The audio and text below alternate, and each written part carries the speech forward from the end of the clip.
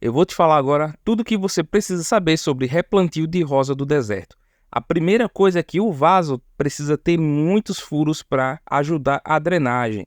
E por falar em drenagem, a gente vai utilizar aqui uma camada de drenagem. O que é isso? É uma camada que fica no fundo do vaso para auxiliar que a água drene, que a água saia desse vaso, né? A gente está utilizando aqui matéria orgânica, ou seja, casca de pinos, né? Em um processo de meia decomposição, né? Então vamos lá fazer o processo. Olha só como é muito simples. É só ir colocando um pouco do vaso, aproximadamente aí 1/3 do vaso a gente vai utilizar de camada de drenagem. Por que 1/3? Porque essa camada de drenagem é uma camada orgânica, ó. É casca de pinos, parece muito com aquele substrato feito para orquídeas.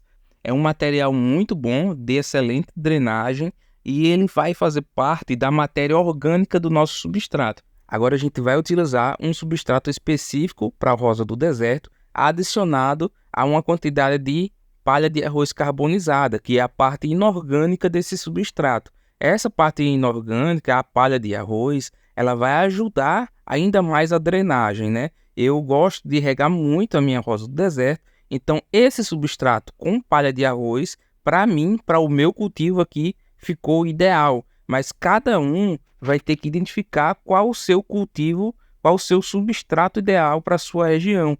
Tem cantos que você não consegue muito sol e você precisa de um substrato ainda mais drenante, né? Aqui eu tenho bastante sol, mas eu rego muito as minhas rosas do deserto para que ela cresça bastante. A gente observou nessa parte aí que a planta ficou muito baixa, então a gente adiciona um pouco mais de substrato para a gente deixar essa planta mais alta. Assim a gente vai demorar mais tempo a fazer uma troca de vaso, porque ela vai ter mais espaço para essas raízes crescerem. E essa parte aí é uma parte de design, né? A gente vai modelando a planta, a gente optou por deixar ela um pouco deitada dessa forma aí. Eu diria até que é um toque meio artístico, né? De você modelar a sua planta, né? O caudex da sua planta, conforme você acha mais bonito. E a gente viu que essa planta tem potencial para ser uma planta que fica deitada no vaso. A gente acha bonito dessa forma.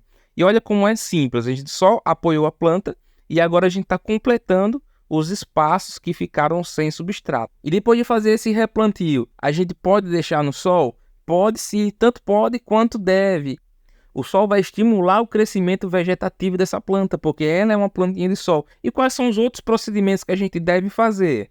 Olha só, a primeira coisa que a gente precisa fazer é a poda dessa copa. Assim a planta vai focar o crescimento em novas raízes, porque na hora do replantio a gente quebrou diversas raízes capilares. E é muito normal isso acontecer quando a gente tira ela do vaso e faz essa limpeza de raiz.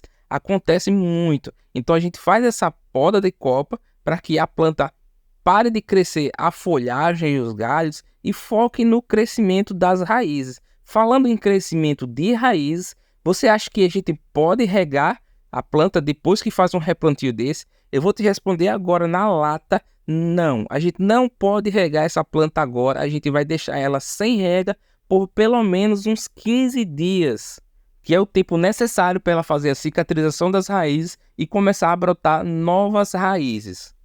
E desse jeito ela não vai ter o apodrecimento de caudex pelas raízes. Ah, mas e o apodrecimento pelos galhos? Eu vou te mostrar agora uma dica que é essencial para quando você faz essa poda de copa, que é utilizar a cola instantânea. Essa cola que está aparecendo aí, ó, Tec Bond, Super Bond, qualquer marca de cola instantânea. Olha como é simples. A gente vai com o auxílio de um palitinho de dente e vai selando todos os cortes que foram feitos nos galhos. Assim a gente evita que fungos e bactérias entrem nessa planta através desses cortes que foram feitos agora. E esse foi o nosso vídeo rápido sobre replantio de rosa do deserto.